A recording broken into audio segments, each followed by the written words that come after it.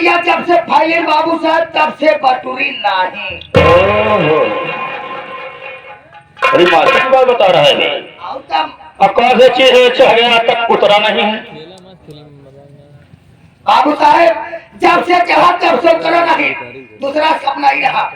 बाबू साहब ये जो आसमान है, अच्छा, ये जो आसमान है जब से ऊपर चढ़ा है तब से खाले उतर कर नहीं आए। अगर आ जाए बाबू साहब ना तो हम आप पूरा संसार से मरमरा जाए। जैसे कुरान खांची की उठ आया। और तीसरा सपना जब से घुसा तब से निकला ना। हाँ, कौन सी चीज है घुस गई जाता है? बाबू साहब जब से घुसा तब से निकला नहीं। जैसे आप मान ले, जैसे आप मर जाए। अब है साला सोच रहा है अकेले तो है, अब मर जाए तो हम पूरी हवेली पूरी राजपाट हमारी करें। अरे मोटी बात, मोटी ना साला पतली बात। हम कहे मेरे बेटे मान ले क्या मान ले? कि हाँ जैसे मान ले, यही मान ले जैसे तू मर गया तब। मारे चक्कर में बाबू साहब न आप मरा न हम। जैसे मान लीजिए कि किसी का स्वर्गवास हो जाता है। अच्छा, किसी का स्वर्गवास हो जाता है, ले जाते हैं उसे 6 फीट 7 फीट गड्ढा खोद के। कहा गया है कि जब से मुर्दे को दफनाया जाता है बाबू साहब तब से वो बाहर निकल के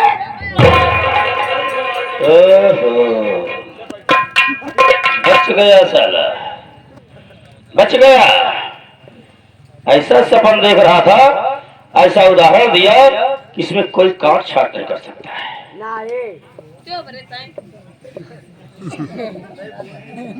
ये बता इसका मतलब तू सो गया। हाँ बाबू साहब देखा हम तुम्हार वफादार लोफर है। लोफर ना सारे तो एकदम से नीचे।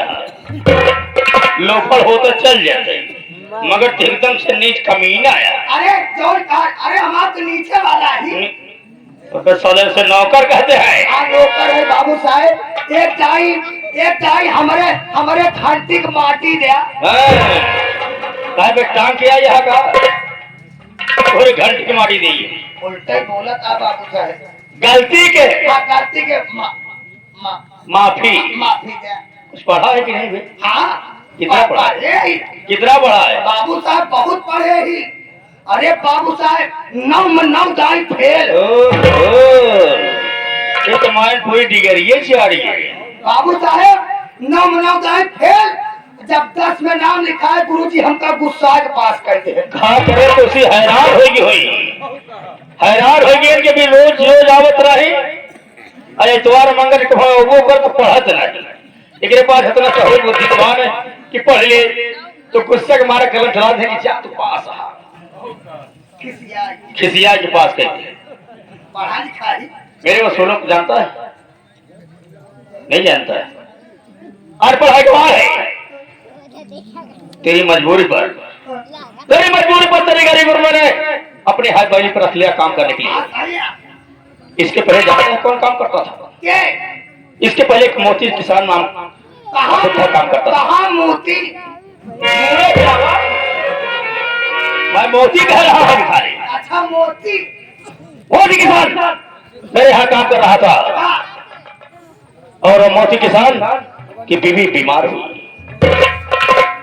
जब बीवी बीमार हो गई तो हराम खोर मुझसे 500 रुपया कर्ज लिया। 500 कर्ज लिया। मैं उसे बहुत मानता था क्योंकि वफादारी ईमानदारी से काम करता था। अगर मैं कहीं चला जाता था पूरी हवेली की देख रेख वही करता था। क्योंकि तुम जानते हो कि बचपन में ऐसा तूफान ऐसी आंधी आई कि मेरे माता पिता गुजर गए। मैं अपने माँ बाप का इकलौता अकेला लड़का था। वो कहा ऐसा कहा ढाला कि उस दिन को मैं जब याद करता हूँ ना तो ईश्वर के ऊपर इतनी गुस्सा लगती है कि ईश्वर अगर मारना था तो मुझको मिसाल से मार देता, मगर मेरे माता पिता को मार कर तूने क्या पाया।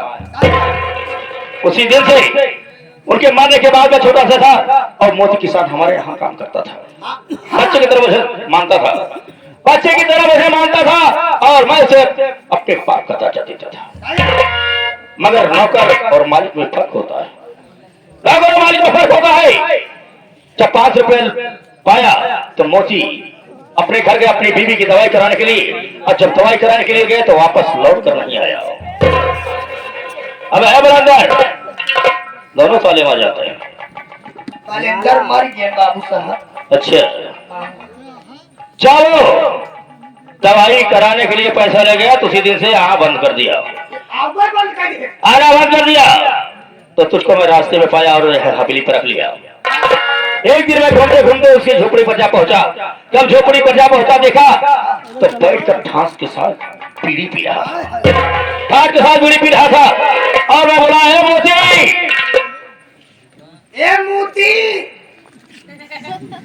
के आप बुलाया होगा। मोती मोती नहीं मारना छोड़ दो, बुलाओ उसको। मगर वो हराम खोर दो कौड़ी का रोकर गंदी नाली का कीड़ा शमशान घाट का मुर्दा था। अपने आप को क्या समझता था कि मैं जिसके दरवाजे पर जाता हूँ तो खड़ा हो जाता है और नमस्कारी करता है। नमस्कारी नहीं किया, बीड़ी पीता रहा। मैं 3 बार बुलाया, 3 बार के बाद जब उठ के आया मैं बोला, क्यों मोती काम करने क्यों नहीं आते हो? और काम करने नहीं आते हो तो पैसे गिरे तुम्हारा क्यों नहीं आते हो तुम? अगर पैसा लिया हो तुम्हें काम करना पड़ेगा। वो बोला, पैसा लिया हो कर्ज लिया हो, तुम्हारा नौकर नहीं हो, अपना पैसा लोगे कर्ज लोगे, चार मारोगे क्या? बाबू साहेब, तुहार समाज में इतना भारी सामान है और सार उठा नहीं। अबे साले सम्मान नहीं, सम्मान मोती को बोलो, मोती अगर ऊंची आवाज में मुझसे बात करेगा तो कसम भोलेनाथ की मैं ऊंची आवाज सुनता नहीं हूँ। मैं ऊंची आवाज सुनता रहे हो, बिना कफन के साले है दफन कर दूंगा। इतनी ऊंची आवाज में क्यों बात कर रहा है? तो हराम खोर माना नहीं। और भाई जब उसको बोला कि चल हम मेरी हवेली पर, तुझको चलना पड़ेगा, उसने साला मेरे गिरवान को पकड़ लिया। वो हराम खोर बुड्ढा मेरे गिरवान को पकड़ लिया। गिरवान को पकड़ के बोलने लगा कि विजय प्रताप, अगर तुम जिम्मेदार हो तो मैं भी नौकर हूं, मैं तुम्हारा गुलाम नहीं हूं।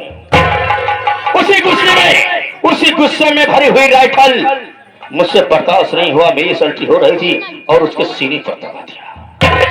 जब सीने पर दब गई, उसकी बीवी झोपड़ी से निकल कर जब बाहर आई तो वो हल्ला मचाना शुरू कर दिया। मैं समझ गया कि शोर मचाएगी तो वहां फिर जुड़ेंगे, यही कहेंगे विजय प्रताप तुम्हें पैसा चाहिए था तो अपना कर्ज लेते, उसको जान से क्यों मार दिए।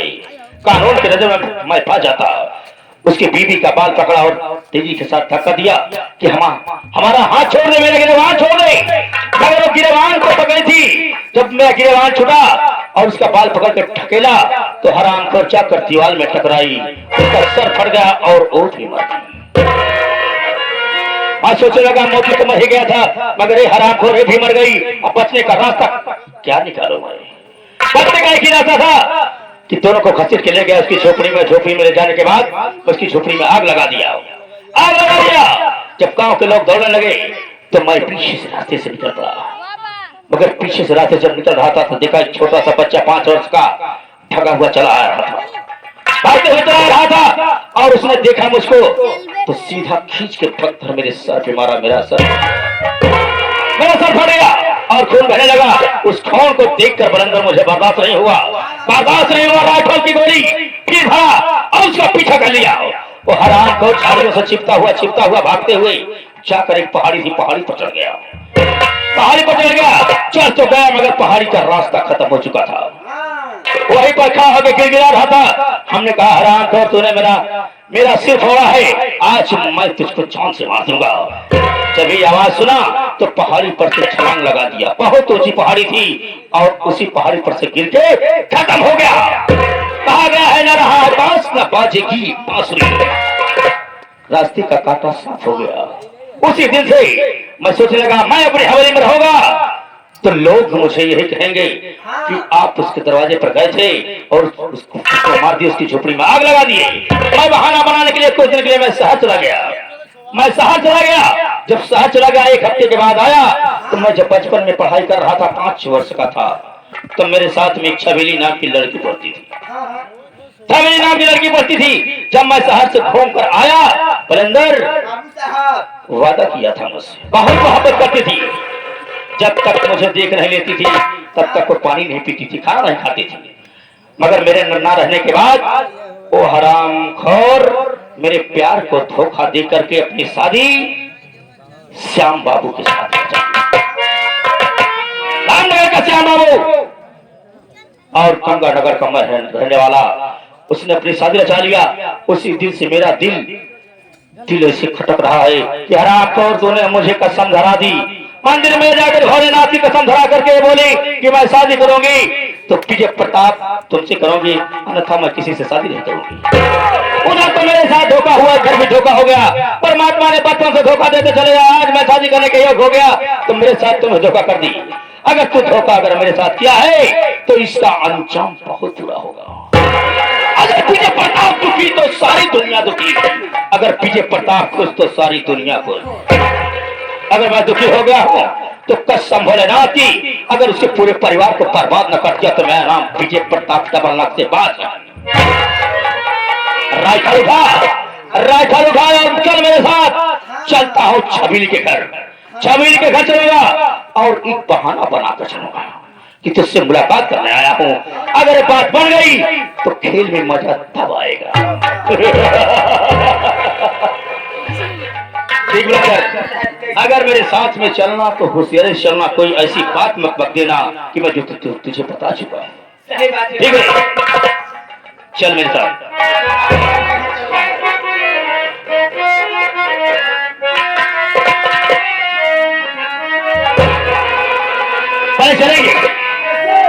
पहले चलेंगे ठेके पर। इंग्लिश वाले ठेके पर चलेंगे, शराब पिएंगे, दोस्त को बुलाएंगे, बैठ के एंजॉय करेंगे। कहा है शराब शबाब कबाब जब तीनों का जश्न मिलता है तो कसम भोलेनाथ की बहुत मजा आता है। दोस्तों के साथ में बैठकर एंजॉय करना अच्छी बात है, मगर इतना मत एंजॉय कर लो कि दूसरे को भूल जाओ। मत ऐसे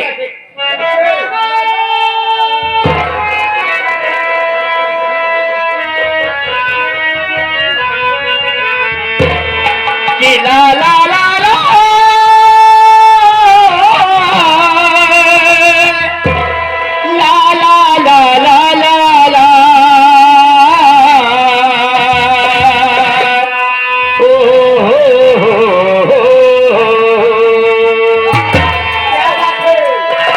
कोई दोस्त अपने दोस्त को बुलाता है, जब पार्टी करता है तो कैसे करता है? कैसे? कि आज भी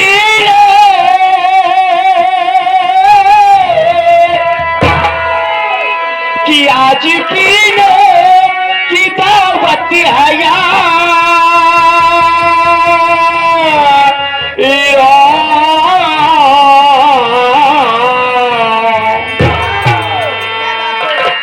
कि आज पीने की दावत है यारो, चांद पर बैठ कर हम पिएंगे